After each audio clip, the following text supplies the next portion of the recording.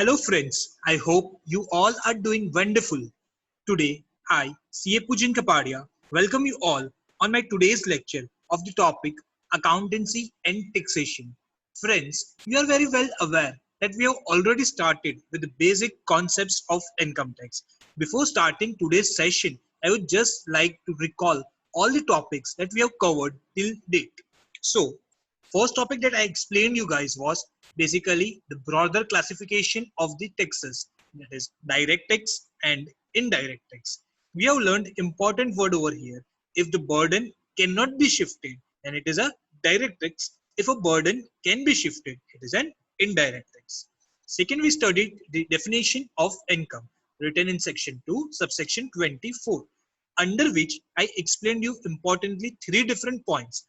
First is there should be a return in the form of money. Yes, friends, it is monetary returns. Second important word, I should receive it periodically. So it should not be like one-time activity. I should receive it from time to time regularly.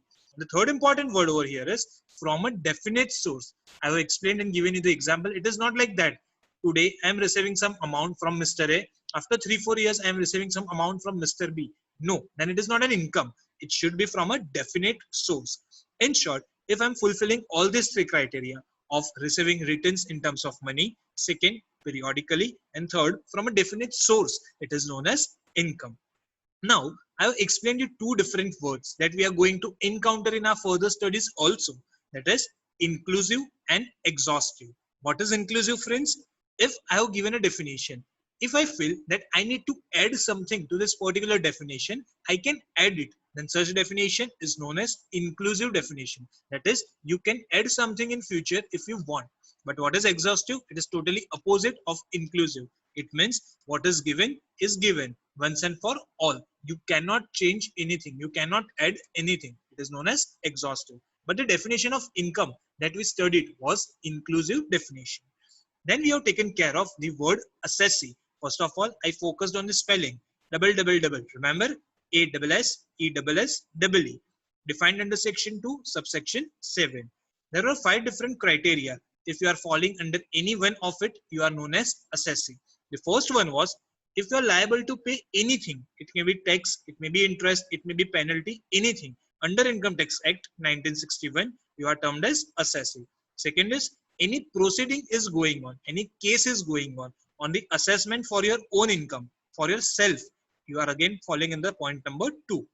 Third point also remains the same. If any proceeding is going on, for assessment is going on, but here the word is for other person. Second point was talking about on income of yourself. Third point is talking about for income of some other person for whom you are responsible.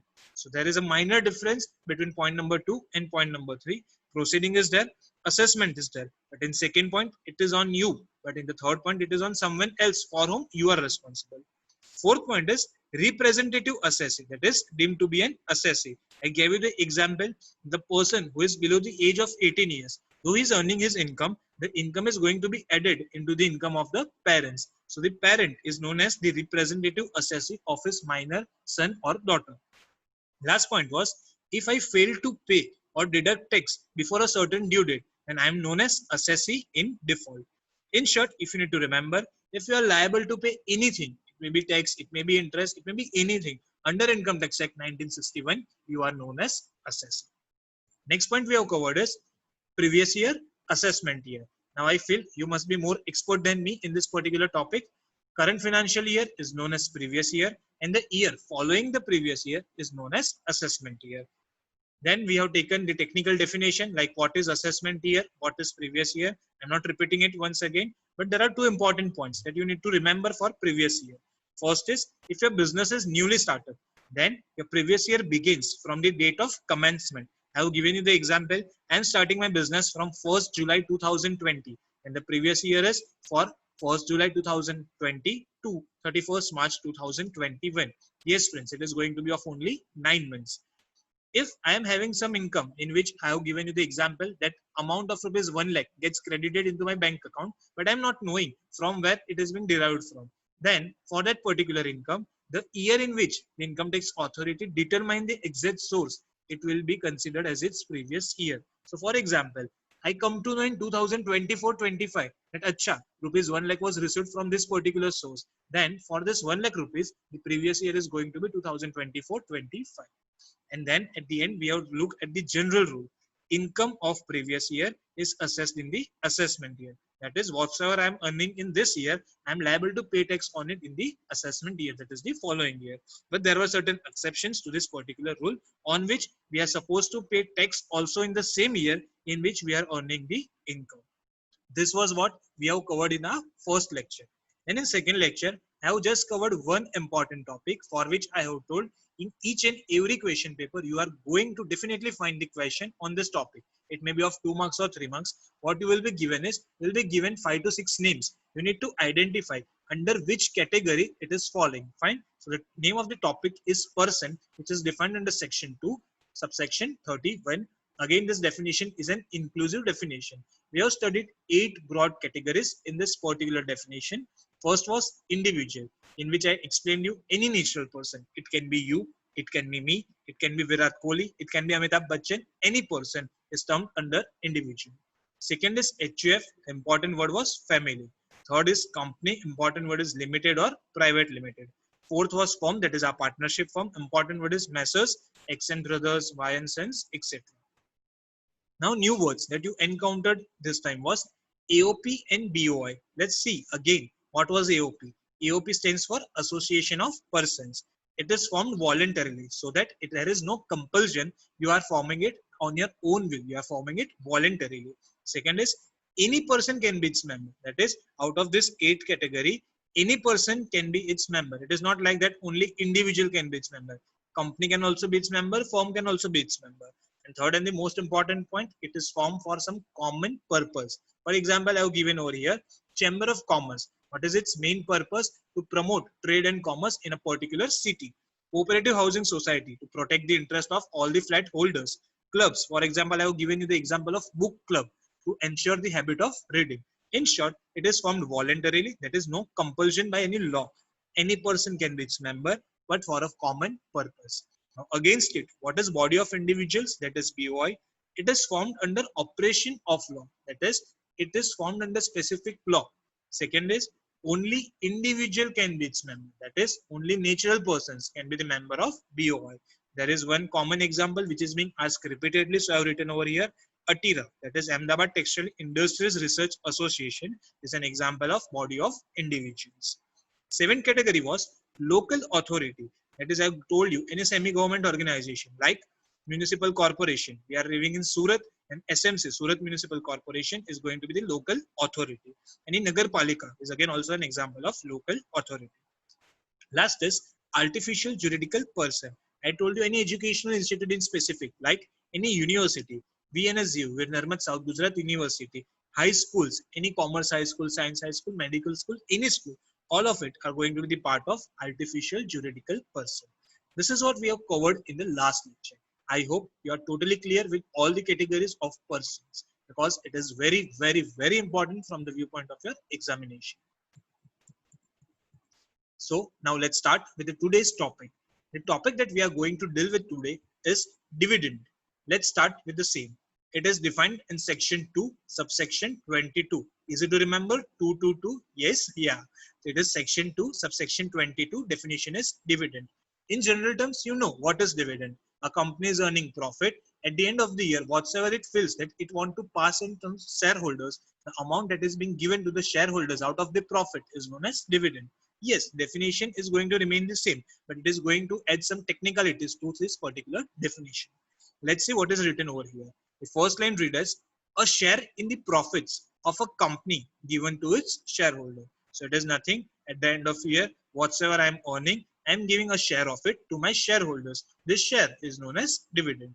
Second I will written over here is accumulated profits are used to give the dividend. What is accumulated profit? Accumulated profits basically, it is the combination of the balance of the reserve you are having plus current year profit that you are earning. This is known as accumulated profit. जो profit आपने आज तक इकट्ठा करके रखा हुआ है in the form of reserves, in form of profit and loss account, is to be known as accumulated profit. So dividend is basically given out of the reserve, out of the accumulated profit. Now we are going to study actually technically what is given in the definition in Income Tax Act 1961. They have divided this definition into 5 different clauses. Again, I'm repeating the word, friends, into 5 different clauses. So it is section 2, subsection 22, and 5 clause, that is A, B, C, D, E. Let's see what is written over here. Clause A, distribution which entails release of company's asset. If I'm distributing something to my shareholders, as a result of which my company's assets are being released. For example, whenever I'm paying dividend to my shareholders, I may be paying from my bank account. Fine. So my bank account is again my current asset. It is being released to the shareholders. So it is a part of your dividend. What clause B says? Distribution of debentures. Debenture stock. It is nothing. It is a collection of cumulative debentures. Deposit certificates or bonus shares. To whom? To the preference shareholders. See, they have specified over here. So I have bold this word. Preference shareholders. If I am giving something, distributing something to preference shareholders, what is that something? It can be debenture. It can be debenture stock. It can be any deposit certificates, or it can be bonus shares. And it is falling under the clause B. Now let's see the clause C. Distribution to shareholders on liquidation immediately before it. I hope you all are aware with the liquidation. When a company is going in winding up, it is thinking to shut down. Fine. The process is known as liquidation process. So as soon as it is going into liquidation, exactly before liquidation, if it is distributing anything to the shareholders, it is going to be covered under the definition of dividend under clause C. Let's move to the next clause. Distribution on reduction of capital. For example, I am having a paid up share capital of rupees 1 crore. I am thinking to reduce this particular capital to 50 lakhs. So what I'm doing in the course, in the process of reduction of capital, if I'm distributing anything to my shareholders, it is going to be covered under point number D. And the last clause, that is clause E. Important one also, payment by a way of advance or loan to a shareholder. This is known as deemed dividend. Now let's understand what is clause E basically. Whensoever a company is advancing or giving loan to a shareholder, now a shareholder having certain shareholding, a specified percentage is given in Income Tax Act 1961. So if he is falling into that particular percentage wala shareholder, and if the company is giving any loan or any advance to that particular specified shareholder, then it can also be termed as dividend under section 2 subsection 22 clause E. Such dividend is actually not the dividend. There is no distribution of profit upfrontly, right? They are giving loan, but it is also covered in this clause, as a result of which it is known as deemed dividend, which is not directly dividend, but it is deemed to be dividend, as a result of which it is popularly known as section 2 subsection 22 clause E, deemed dividend. I hope I am clear with all the 5 clauses. I'm just giving you 1 minute. Quickly take a quick view on all the clauses which are written over here.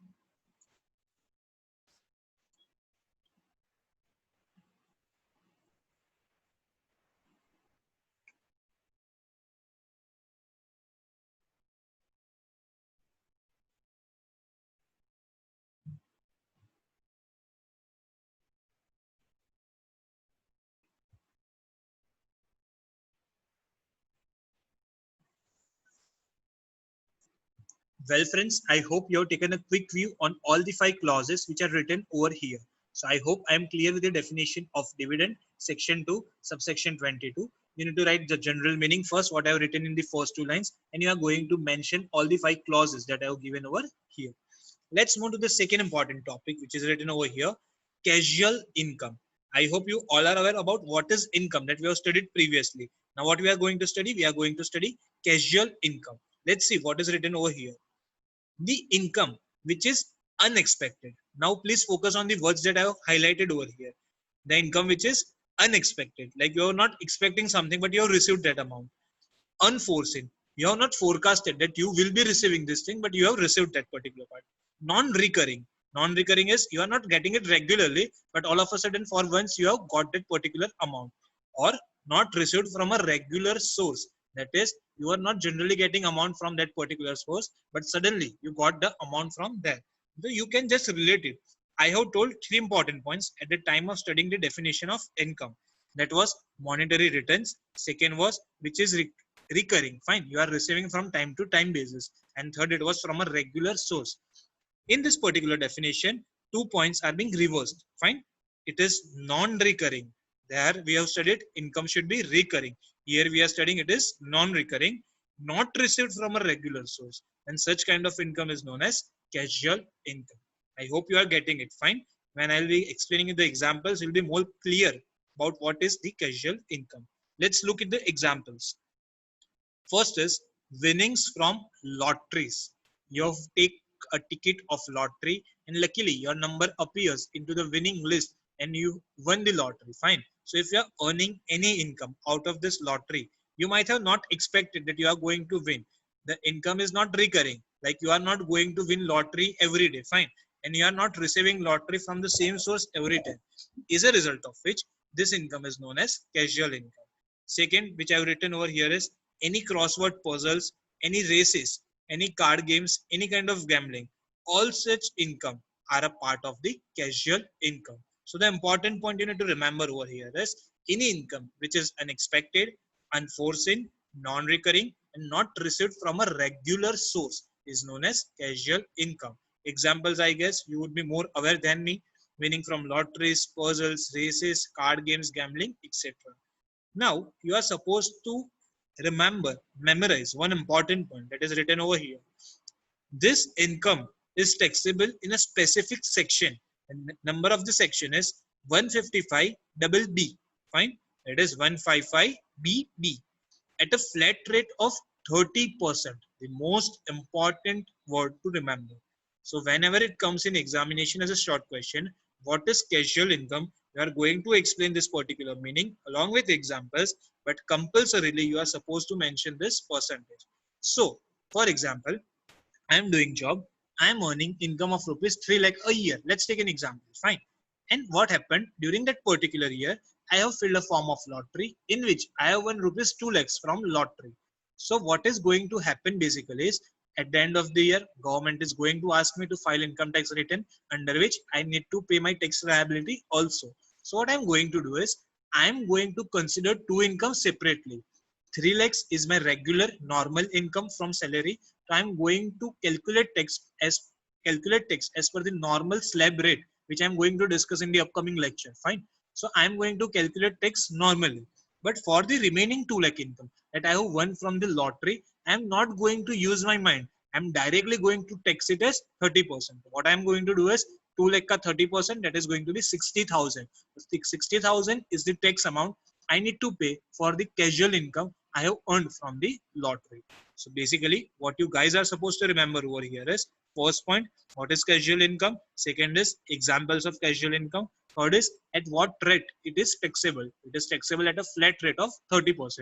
We are not going to consider this income in a regular income. We are going to deal with this income separately and we are going to tax it at the rate of 30%. The last point I have written over here is no deduction of expenses from a casual income. Now, let's take a hypothetical example. I am filling a form of a lottery. What I'm doing, I am buying a lottery ticket. For example, in Maharashtra, lottery is legal, fine. It is not banned by the government. So what I'm doing is, I'm going to Mumbai. I am buying 1000 lottery tickets of rupees 10 each. What I'm doing is, I am buying 1000 lottery tickets of rupees 10 each. What is my cost of buying lottery tickets? 1000 into 10, that is 10,000 rupees. All the lotteries are for the same lottery. What I have done is I have purchased it in different tickets so that the probability of winning increases. Now, luckily, out of this 1000 tickets, one ticket won the lottery and the prize amount was 50,000. I hope you are clear with the example. What I have done is I have purchased 1000 lottery tickets, each of rupees 10. So my total cost is 10,000.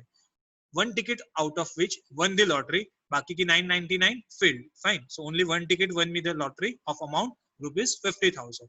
Now I cannot go and say to department that I have earned income of rupees 50,000. But to earn this particular income, I have also incurred the expenditure of rupees 10,000. What I am going to do is 50,000 is my income minus 10,000 is my expense. So consider my income at 40,000 and I will calculate 30% on 40,000. Answer is no. Income tax strictly prohibits to take any kind of deduction of the expenditure you are doing to earn casual income. So here friends, we need to remember we cannot deduct 10,000 rupees as the expenditure.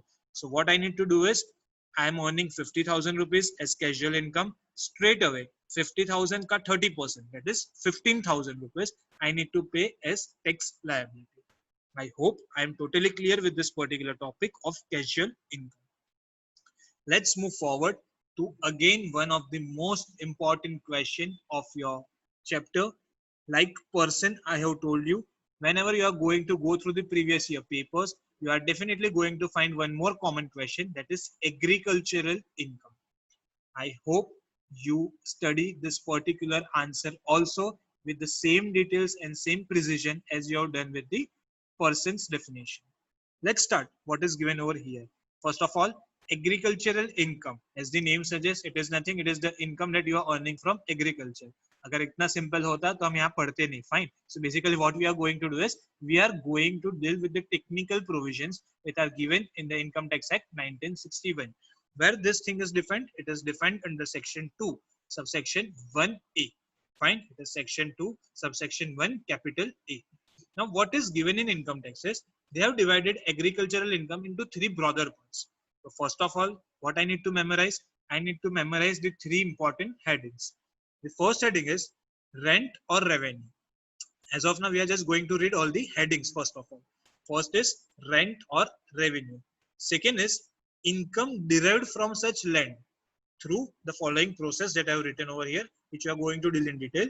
And the last is income derived from the building, that is your farmhouse. So basically, if I am receiving any kind of income out of this three category, that is rent or revenue, income derived from such land through any of these activities, and last is income derived from building, that is farmhouse, I am going to include that particular income in agricultural income under section 2, subsection 1, capital A. Now let's study in detail. First is rent or revenue. If it is derived from land used for agricultural purpose in India. For example, I am having an agricultural land. That is, I am having a land which I am using for agricultural, for doing some farming activities, which is situated in India. What I am doing is, I am earning any kind of income out of this agricultural land. And I am going to tax this income into this first category. Second thing can be, what I have done, I am not interested in doing agriculture. So what I have done is, I have provided my that particular agricultural land to Mr. X. I have told him, you need to pay me the rent of rupees 10,000 per month and you can do whatsoever kind of farming you want to do on that particular land. So again, there is a land which is being used for agricultural purpose, which is in India. What I have done is, I have let out that particular land and I am earning rent income out of it. So if I am earning any rent or any kind of revenue from the agricultural land in India, it is going to be the part of agricultural income as per point number 1. I hope I am clear with this. Any rent or revenue. Let's move to the second point. Income derived from such land through. Now what I am doing is, I using that particular land, I am doing something out of which I am earning any kind of income. Let's take the first one. I am doing cultivation. For example, I am growing sugarcane on that particular land and I am selling that particular sugarcane. So by selling that particular thing, what I am going to do, I am going to earn income. So that income is going to be the part of your point number 2. Second point I have written over here is processing of agricultural produce. Now in this particular case, if I am growing sugarcane, I cannot directly give it to the sugar factory. Fine. There are certain processes that I need to incur on that particular thing so that it become proper product which can be sold into the market. As a result of which, if I am earning any kind of income by processing of agricultural produce, again the same income is going to be the part of your point number 2. So any income which you are deriving By processing of agricultural produce. What I'm doing is I'm having a center when every farmer is bringing their sugarcane, I'm processing it a bit and then I'm selling it to the sugar factory. So the income that I have earned from this particular processing is also going to be the part of this second point. Third is sale of agri produce by cultivator or receiver of rent in kind. Any person who is selling directly the agricultural produce. So whatever I am producing, I am selling that particular part and I am earning the income by the cultivator, that is the one who is cultivating, or by the receiver of rent in kind, that is by the person. For example, I was having a factory. I have let out that particular factory, that particular farming land to Mr. X. Now, what Mr. X is doing, he is doing farming work on that particular part and paying me rent of rupees 10,000. What we have decided that whatsoever he is going to manufacture on my agricultural land, I mean to say whatsoever he is going to produce on my agricultural land, 50% of the production he is going to give me. I hope I am clear. So what he has done is he has produced, for example, 10 sugar canes. What he is going to do? 50%. That is, he is going to give me 5 sugar canes to me. Now what I'm going to do? I'm going to sell these sugar canes into the market. So whatsoever I am earning by selling this sugar cane, यहाँ पे cultivator कौन है? Mr. X. So if Mr. X is earning anything, it is going to be included in his agricultural income. Who am I? I am the person, I am the receiver of rent in kind. So if I am selling any sugar cane, again, it is also the part of point number 2. In short, what I want to say over here is in point number 2, basically 2 things are included. First is if you are selling any of your agricultural product and you are earning any income out of it, it is going to be the part of this point. And if you are processing any kind of agricultural produce, it is going to be the part of this particular point. So friends, we have till now covered 2 important points. First is rent or revenue. Second is income derived from agricultural land in form of selling or in form of processing. Let's move to the third point. Income derived from building, that is farmhouse. Now there are certain conditions that we need to see. The building must be occupied by the cultivator. That is, the person who is doing agriculture on the land is supposed to occupy that particular building. Second, where should be the location of the building? The building should be on that particular agricultural land. So जो मेरी land है उसके ऊपर ही building होना चाहिए और immediate vicinity of the land. That is, it should be directly connected with the land. ऐसा नहीं है कि मेरी land है, then there is certain gap and then I am having that farmhouse. No, it is not going to form in this particular definition then. It should be in the immediate vicinity. That is, उसके exactly साथ touch होना चाहिए. I hope I'm clear with this. First is it should be occupied by the cultivator. Second is it is on the land or in the immediate vicinity of the land. Now, what is the purpose for which I am going to use that particular building?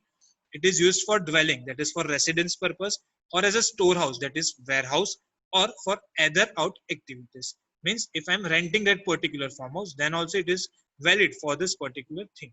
So basically, we have covered 3 important points as of now. First is it is occupied by the cultivator. Second, where it is on the land or in the immediate vicinity of the land. For what purpose it is used? It is used for dwelling or a storehouse, or it is let out building. Let out is it is given on the rent. Fourth point, land must be assessed to land revenue or local rates. Land revenue, local rates. For example, you all might be aware, if you are living in the municipal corporation, we need to pay VERA bill, fine, that is municipal tax. Similarly, if you are having any kind of land, your land should be assessed to the revenue which is levied by that particular authority which is prevalent in that particular area. In short, your land must be assessed to the land revenue or the local rates that are being applicable. And the last condition is, if it is not assessed to land revenue, it means there is no authority or there is no land revenue or local rate applicable on your particular land, then land should be situated outside the urban area. Now this is again a different definition that we need to see in detail. So before going to the last point, let's first clarify all the 4 points that I have written at the top. First was, see, we are going to talking about the income from building, that is the farmhouse, fine. So if I am receiving any kind of income from the farmhouse, it is also going to be the part of agricultural income. Now what are the conditions? First, the building should be occupied by the cultivator. It is the person who is doing farming on the particular land should be the person who has the possession of that particular building. Building should be on the land or on the immediate vicinity of the land. Third is, it is used for dwelling, storehouse, that is warehouse, or other let out building activities. Fourth is, it must be assessed to land revenue or local rates. Means it should be covered by any act, as a result of which it should be assessed to that particular revenue. If it is not assessed to land revenue, then it should be outside the urban area. That is, अगर उसके ऊपर कोई ऐसा tax नहीं लग रहा है, no local rates are applicable on that particular land, then your land, that is agricultural land on which the building is there, should be outside the urban area. Now we are going to study the technical definition that is given in Income Tax Act, like what is urban area. So, for example, I am living in Surat. Fine. So what is applicable over here? SMC, that is Surat Municipal Corporation. Now you might be aware there is a particular jurisdiction, there is a particular boundary. Like I can say कि यहाँ तक सूरत है, इसके बाद सूरत का jurisdiction खत्म हो जाता है. I hope I am clear. So now from that distance, that is from the boundary where my jurisdiction ends, within 2 kilometers, if the population from 10,000 to 1 lakh rupees, that is if my land is situated outside the urban area. So what is urban area? So if the population of Surat lies between 10,000 to 1 lakh rupees, then any land within 2 kilometers will be the part of urban area. See, please clear out, friends, what I'm talking about. This is again altogether a different technical definition that we need to understand. So I'm going to repeat it once again. Let's understand it clearly. We are studying actually what is urban area. So first thing that I kept you in your mind is we are living in Surat. So what is the municipal corporation over here? SMC, that is Surat Municipal Corporation. Now there is a particular boundary, there is a particular jurisdiction of Surat city. Fine, that we say कि यहाँ तक सूरत है, इसके बाद सूरत की limits खत्म हो जाती है. Now what is urban area basically that we are going to talk about? So there are three different criteria based on kilometers and population. First is if the population of the municipal corporation, for example, we are living in Surat, let's assume if the population of Surat is from 10,000 to 1 lakh rupees, then all the area within 2 kilometers from the boundary, मतलब जहाँ पे सूरत का jurisdiction खत्म हो रहा है, वहाँ से 2 kilometers तक, any land which is falling in that particular point will be considered that it is also urban land. Moving ahead, if the population of that particular city is up to 10 lakh rupees, that is more than 1 lakh, but up to 10 lakh, then the area will be increased to 6 kilometers. So that Surat ki population, for example, 8 lakh rupees. So 8 lakh is the population that is falling under second category. So how much area I need to see? So मेरी jurisdiction जहाँ पे खत्म हो रही है, from there I need to calculate 6 kilometers. So any land which is falling under those area will be considered as an urban area only.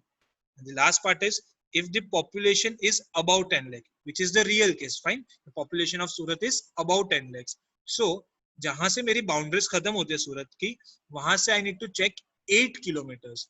If any land is falling under those 8 kilometres, it will be considered as a urban land. Now the important point again that I need to consider is the distance that I am talking about. I need to measure this distance aerially. Aerial is by airspace. I'm not going to calculate from the road space. Fine, I'm going to calculate by the airspace. In short, to make this simple, I'm just letting you know. First of all, we are studying what is urban area. Urban area is basically the entire jurisdiction of the municipal corporation. Like I'm staying in Surat, the entire jurisdiction of SMC is a part of urban area. But it is not limited to that. उसके बाहर भी urban area extend होता है.